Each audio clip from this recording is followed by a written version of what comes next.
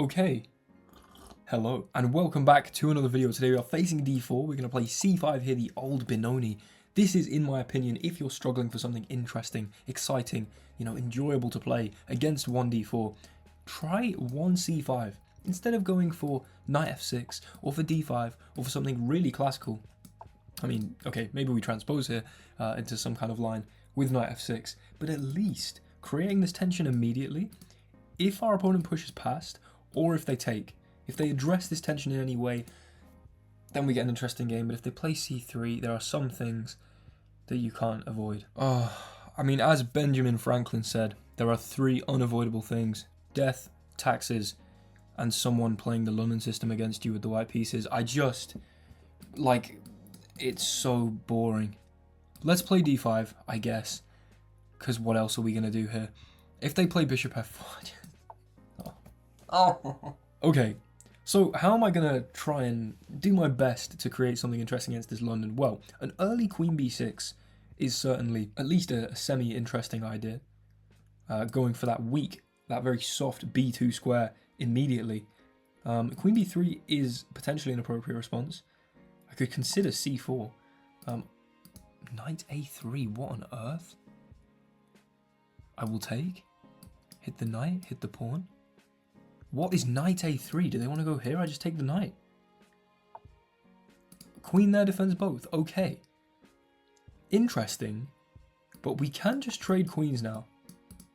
And this doesn't feel very classical London system-esque. This feels a little more... I'm doing really well in this position because I'm just up a pawn. And even though I'm a little behind, a little slow in development, let's say, I think I'm completely fine. And the kind of moves I want to play are, I think, a6 to prevent this knight from getting any life. I mean, if we allow the knight to b5, then all of a sudden we could be in trouble with the knight and bishop synergizing there on c7. I mean, knight a6 isn't a pleasant move to have to play. So, I'm just going to play a6. A bit of patience, up a pawn. If they decide to trade, I mean, we just get a bishop pair. That's another potentially advantageous imbalance. And if they take here, there is no hope of them ever holding onto the pawn after we build up, play e5, recapture, etc. However, what I just might do, ladies and gentlemen, is play c4 and not let your bishop come to d3, because I don't really need this claim at the center here. Generally speaking, this isn't super advisable, playing c4 when you have this tension between the d and the c pawns, but I think with the queens off the board, ooh, tactic, e5. The knight's just in a stupid place. If you take with the bishop, I take here. Fine. e5, if you move the bishop, I take here. So e5, you have to take with the pawn. I take here. You take my knight. I pick up your rook. You take the pawn. Rook g8, and I think we're just winning. e5. Bellissimo. A nice early. Also, if knight takes, I mean, there's nothing special added to the equation there. The weakness of the dark squares that we created by going queen b6 and taking early, they do take with the pawn. We will take here. And then the rook is hanging. And there's no way you can move this with tempo. I mean, we have left our bishop beautifully guarding the b7 pawn, and eventually we'll just play b5. So I think the best line for them to go for is honestly to, I guess you could save the rook, but then I'm just a clean piece up. So I think if I were white, I'd at least prefer, well, if I were white, I'd resign, as we might see in 3, 2, 1. Okay, can't win them all. But yeah, taking the knight here does offer far more counterplay, because after takes, yes, I'm now a full rook up, but you get this pawn here on g7. I have to play rook g8, and it can be held, yeah, exactly, with the bishop there. However, knight c6 feels like a very obvious move to play. I'm just wondering if knight d7 makes any more sense. I think I'd rather the bishop has to go to f6 than gets to sort of cement itself beautifully there on d4, double outposted and very secure. Oh, we've got bars going on here, okay. I think knight c6 makes a whole lot of sense. Bishop f6 to hold on to the pawn, because this is really the only hope our opponent has here. And now, I mean, should I develop my bishop? Just get really, really stable, really sturdy? Or honestly, why not just bring the bishop back to a3? I mean, good evening, and good evening. And there will be no square on this diagonal that isn't controlled by one of my pieces. And if you trade off the bishops, then it's going to be very hard to hold on to this g-pawn. So the knight comes in, trying to take this pawn. Okay, now we go back. Yeah, I think it's just a win. There's no real check it. I mean, takes here. Oh, whoa. Here, it's a fork. And I move, and I lose my rook. Wow. But I think what we can do, though, is just play bishop f5. So, it's interesting counterplay from our opponent. Clearly, we could have made a mistake there. But if you take now, I can go king here, and there's clearly no check. Yeah, I mean, king takes. And unfortunately, the dreams of going to f6 will not be realized. You'll have to go, sadly, away to g5. Now we can just take here, pick up that pawn. We've got a rook for a pawn. I would imagine resignation will happen soon. We could just sack, because it's fun. Let's sack to make it a little more fun. And because I don't think it's a terrible move. Because this gives our opponent no counterplay, and gives my knight the e5 square. Now, this bishop is horrible, because of our decision to play c4. We now only have a knight for a pawn, and I know the engine's going to hate that move, but we actually control a lot of very pleasant squares. I'm going to play bishop e4, hit the rook, and if the rook goes here or here, oh my word, we have knight here forking in either location. If the bishop blocks, we just take it, and that is the London system torn apart with an early queen b6. Let's have a look at the analysis. Okay, so here we are in the analysis. Now I'm actually redoing the analysis segment of this video because for some reason the analysis section of the footage was just lagging and unusable. So this is about 28 hours after I actually played the game. So if I do forget to talk about any of the concepts that I was previously discussing, then I do apologize. But let's get on with some analysis. So if we scroll down here, we can see 92% accuracy with only one inaccuracy, and the inaccuracy in question is playing the old Benoni itself. Now, without a single doubt, we can rule this out as an inaccuracy. We open the master's database. This is the old Benoni defense, old Benoni. It's been played 8,500 times at the master level. This is clearly not an inaccuracy, but a book move. And so in that sense, if this isn't inaccurate, 0 inaccuracies, 0 mistakes, 0 blunders sounds pretty good to me. So opponent went for knight f3, which is inaccurate as well because, okay, the most critical way to play against this is to claim all that space. However, then I could play my nice Benko gambit here and have some interesting ideas going on down the queen side. But they go knight f3, we play knight f6, and they play c3. Just unbelievably boring, desperate to play their London system, of course. We definitely don't want to take this pawn because, well, we could, but I don't want to, because I mean after d5, it's so symmetrical, it's so boring. White's just a move ahead, and we've effectively copied them for all intents and purposes. I mean, this is an identically symmetric position, and in fact, we've transposed into a Slav, the exchange variation of the Slav, and you will never catch me dead playing d4 and then d5 on move 1. So they go c3. We played d5. Unfortunately, I kind of felt that I had to play d5 here, transposing into something that I'd rather not have played. However, at least we still have this sort of imbalance going on here. And then queen b6 as early as possible, putting pressure on the pawn, trying to create something interesting rather than just playing, I don't know, knight c6 and then e3 and then, I don't know, bishop here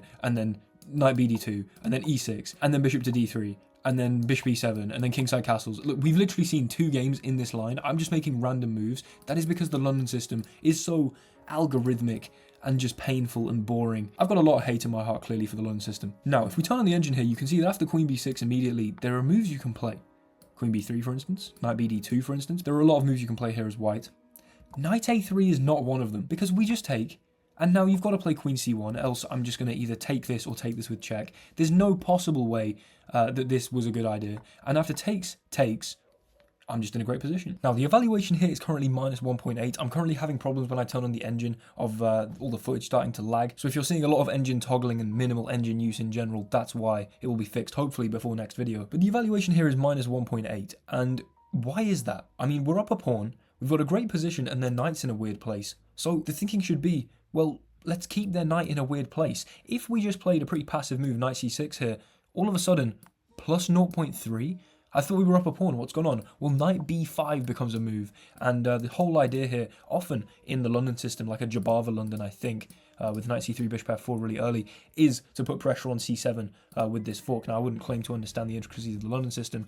That is the behavior of a heathen. However, all of a sudden, the a3, b5 sort of route of the knight, I mean, those of you who are long-term fans of the channel will remember, in the Mengarini line, the knight ends up on a3 because it will then go to b5, and a6 will not stop that in the Mengarini line because of the open file with the rook. The rook on a1 means that if you do play a6, I can still go knight b5, because of the pin anyway to the rook on a8. A bit of a tangent, but still a relevant point, because here we just want to play a6. The best move, keep the knight out of here, keep the knight out of here. This knight is in a stupid place, a very soft and very exploitable place in fact, because after e3 we play c4, which was the best move, by the way, minus 2.3 now. This is an evaluation not only reflective of having a pawn advantage as black, but clearly some positional bind that is going to make it very hard for white to find any compensation.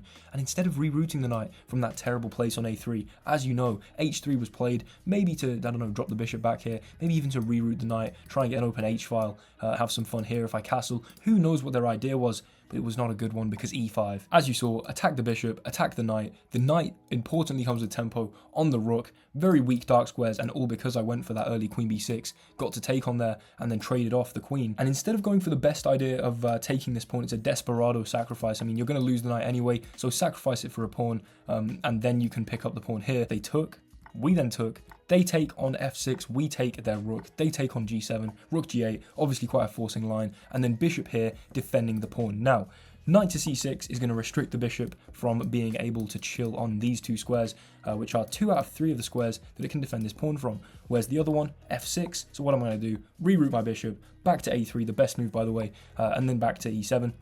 And after knight takes, take a second to not blunder the game completely to this fork with check, which is not only a fork, but my king can't approach the pawn.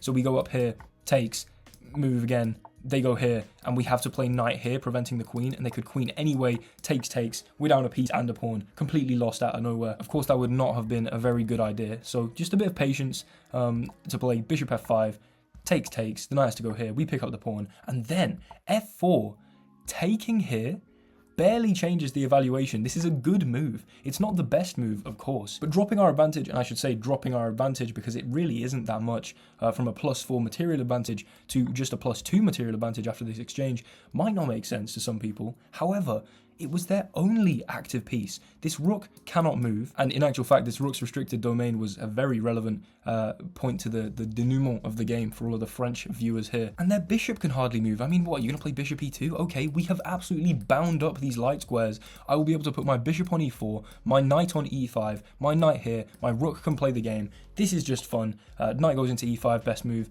They go here, and then bishop e4. The rook cannot stay where it is, and it cannot move to either square because both of those squares have the same relationship to the king, i.e. they are, 2 knight moves away and forkable squares, such that if the rook moves, check, king here, takes, and I mean, we just have an extra rook for a pawn. I mean, likely I'd have played b5, and apparently all of a sudden b5, genius move, creates a minus 10.5 advantage, and obviously I'm completely winning. I'm going to create a passed pawn, I'm going to escort it.